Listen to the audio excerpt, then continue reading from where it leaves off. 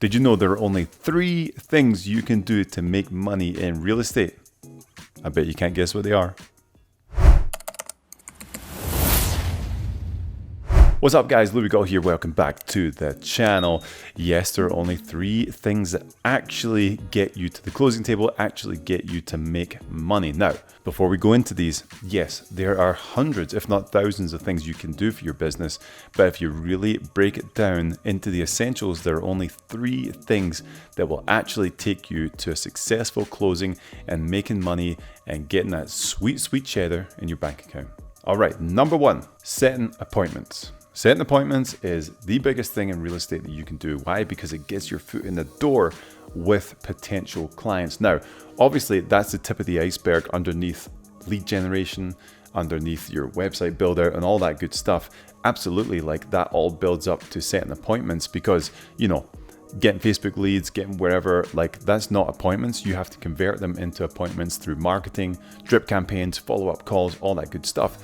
But if you break it down into one essential thing, it is setting appointments, getting in front of the consumer to pitch yourself and make sure that you can get the business that you want. The second one is a successful consultation appointment. This can be with a buyer or a seller.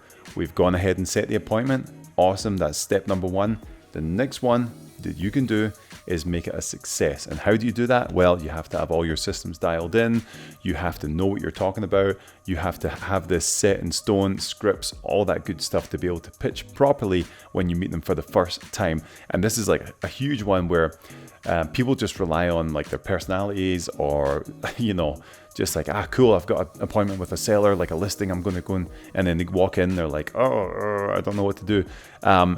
Unless you have like everything in place where you know what you're doing. Now, scripts are scripts. Some people use them, some people don't. I don't, I just know my talking points throughout the conversation. So having that knowledge and having that confidence that you know what you're doing and you know how to pitch the hell out of what you're going to go and pitch is massive. Because if you do it properly, you get the client, you either get them signed or you get them coming out onto the appointment, whatever it looks like for you. Some people don't make clients sign contracts straight away, some people do.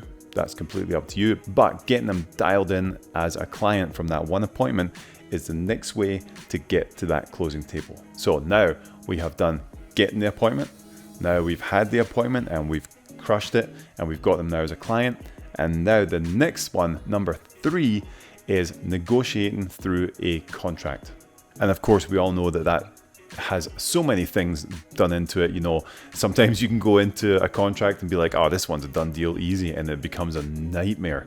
And sometimes you're like, oh man, this is going to be so brutal, and then it just turns out to be plain sailing. So obviously there's a lot inside of this one, but being able to first write a super clean offer with everything that your clients want to do, guiding them through it, making sure they know exactly what the contract means line by line, so there's no other guessing factors for them. They know exactly what they're doing, and you can go in and pitch it hard to the listing agent. From getting that accepted to making sure earnest money is delivered, setting up inspections, making sure the lender's on top of things or the appraisal, making sure all the paperwork's in place. You have to have the contract process to a fine art.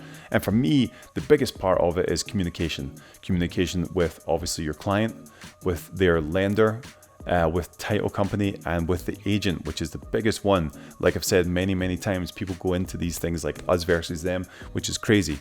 They've got a place they want to sell, we've got buyers who want to buy. Let's make it happen. So that is the biggest thing as well. Just, and that takes a lot of experience going through contracts after contracts, having things that fall out.